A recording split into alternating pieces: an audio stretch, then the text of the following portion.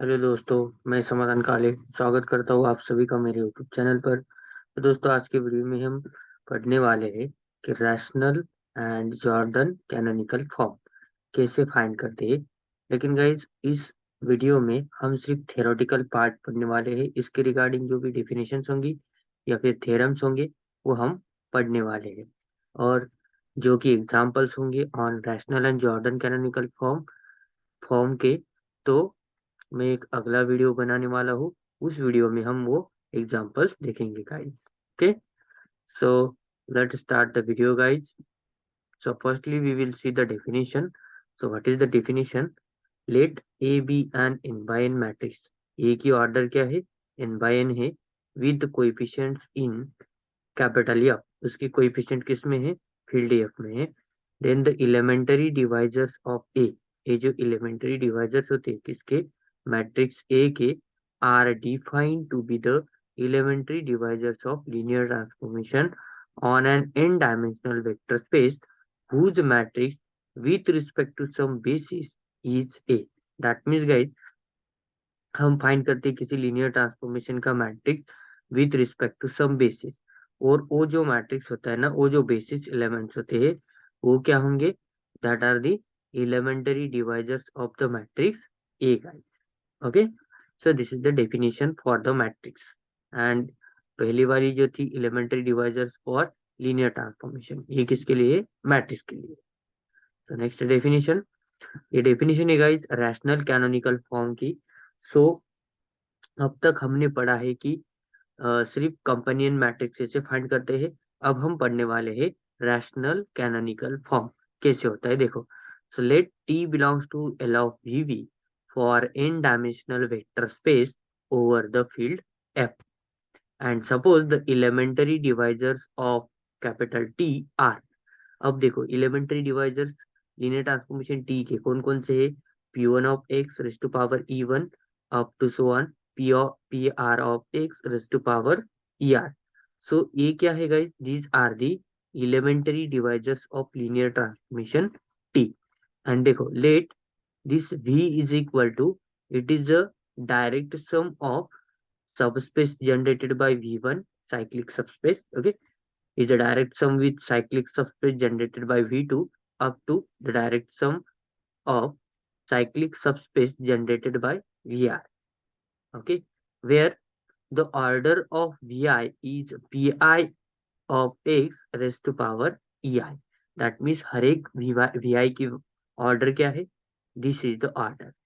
Okay, and this I lies between 1 and R. So therefore, choose a basis of capital V consisting the basis for subspaces Vi. Okay, Vi के subspaces consider करेंगे हम, and that I lies between 1 and R. So as this set V T of V to up to T raised to D minus 1 of V. तो ये क्या होंगे? These are the basis element होंगे। And second one कौन कौन से देखो, p of t raise to e minus one of v, t into p of t raise to e minus one of v up to t raise to d minus one p of t raise to e minus one of v। And second one is p of t e raise to minus one of v। Then next, t into p of t raised to e minus 2 of v up to t raised to d minus 1 p of t raised to e minus 2 of v up to the dash v t of v and t raised to d minus 1 of v. So these are the basis elements. That means this is the basis. अब a अगर basis है तो इसका canonical form, sorry rational canonical form कैसे होगा? देखो, so the rational canonical form of linear transformation T is the matrix C. अब उसको हम C से डिनोट करेंगे। C of T with respect to this basis means कौन सा basis? ये वाला basis. With respect to this basis we can find the matrix guys. So C is equal to, सिर्फ डायगोनल एलिमेंट जो होंगे ना, डायगोनल एलिमेंट वो क्या होंगे? C1 C2 up to CR। बाकी के सारे एलिमेंट जीरो होंगे, लेकिन ये ब्लॉक्स होंगे, C1 block C2 block. Okay, so where Ci, ions from 1 to R, is the companion matrix of the elementary divisor Pi of x raised to power ei. That means C1 अगर हमें find करना है तो C1 के लिए हमारा ये जो इलेमेंटरी डिवाइजर होगा वो कौन सा होगा, P1 of x raised to power E1। ये जो है ये हमारा क्या होगा, it is the elementary divisor होगा। ओके, सेम C2 के लिए P2 of x raised to power E2 and CR के लिए P2 of PR of x raised to power ER। ऐसे कंपेनियन मैट्रिक्स हम फाइंड करेंगे और वो डायगोनल पे रखेंगे, बाकी के सारे एलिमेंट्स जीरो रख देंगे। सो this is the definition for rational canonical form guys. Okay, I hope all of you understood the rational canonical form. So next is a note. The rational canonical form of an n by n matrix capital A over F is defined to be the rational canonical form of linear transformation T on an n-dimensional vector space over field F. तो same ये किसके लिए, rational canonical form for matrix के लिए है। पहले हमने linear transformation के लिए दिखाया, अब ये मैट्रिक्स के लिए। एंड ये क्या होता है, whose matrix with respect to some basis is A. Okay, तो सेम होता है मैट्रिक्स का एंड लीनियर ट्रांसफॉर्मेशन टी का जो रैशनल कैनोनिकल फॉर्म होता है वो सेम रहेगा। Okay, then next is the theorem guys. So what is the theorem? Two n by n matrices capital A and B with coefficients in capital F are similar if they have the same rational canonical form. अगर दोनों को same rational canonical form है तो that matrices are the similar up to a rearrangement of blocks on the diagonal. Okay, so अब देखो इसका proof. Let capital C be a common rational canonical form of A and B. इन दोनों का ये जो सी मैट्रिक्स है ये क्या है, कॉमन रैशनल कैनोनिकल फॉर्म है। तो since A and C are the matrices of linear transformation with respect to different basis, yes obviously है, उसके बेसिस क्या होंगे, डिफरेंट होंगे। एंड दे आर सिमिलर, वो क्या है, दोनों सिमिलर है। दस सिमिलर है तो A is equal to X into C into x inverse, ऐसा एक्स मैट्रिक्स एग्जिस्ट होगा such that A is equal to X C X inverse. Okay, so therefore for some invertible n by n matrix capital X, for some invertible matrix n by n invertible matrix capital X, ये जो X matrix है ऐसा exist होगा, that means this condition is satisfied. Similarly ऐसा Y matrix exist होगा for some invertible n by n matrix Y such that this condition B is equal to YC Y inverse is satisfied. Okay, that means we can say that B is similar to C and A is similar to C.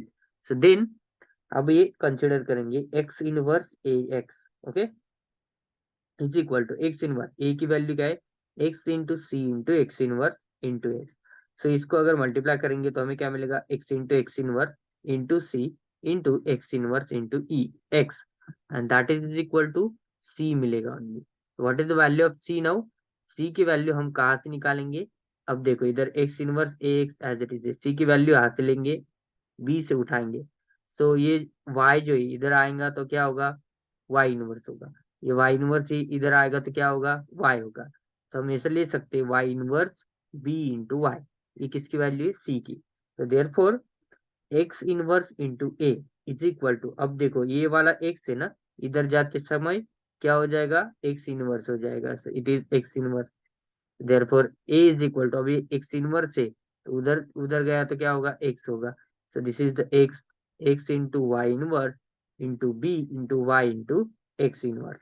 So therefore A is equal to xy inverse, okay, and then b is xy inverse.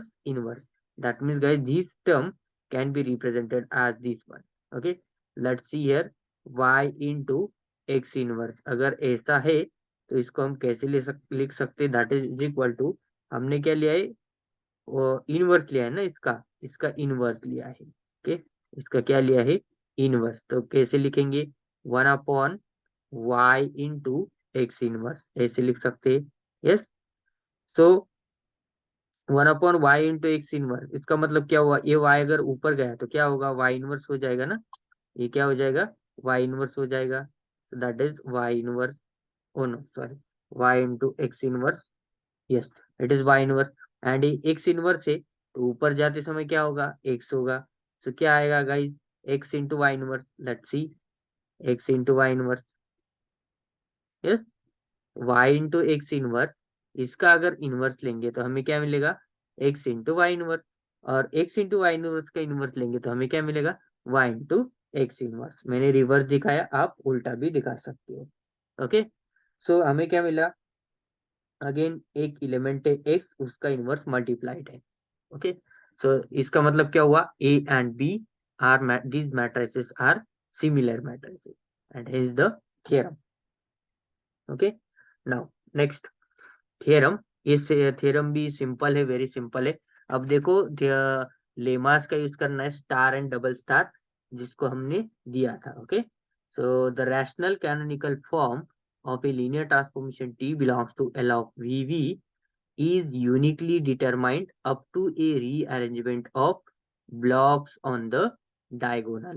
So जो rational canonical form होता है वो क्या होता है, uniquely determined होता है। Okay, अब देखो इसका प्रूफ वेरी सिंपल है, एग्जाम में पूछने वाला ये थ्योरम नहीं है। Okay, so only remember the statement, no need to remember the proof.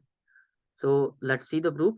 By elementary divisor theorem, the elementary divisors of linear transformation T are uniquely determined up to a rearrangement. ये तो हमें पता है. Also the proofs of the lemma star and double star, which shows that the companion matrices of the elementary divisors are uniquely determined by the coefficients of the polynomials. Okay, so वो जो companion matrices होते हैं वो क्या होते हैं, uniquely determined होते हैं। एंड दैट कंपेनियन मैट्रिसेस किसके होते हैं, वो एलिमेंटरी डिवाइजर्स के कंपेनियन मैट्रिसेस होते हैं। एंड वो क्या होते हैं, यूनिकली डिटरमाइंड होते हैं। सो यही तो हमें प्रूव करना था, and that is our theorem. Okay, hence the theorem. Now, nextly, the corollary, it is without proof again. So, two n by n matrices with entries in capital F are similar if and only if they have the same set of elementary divisors.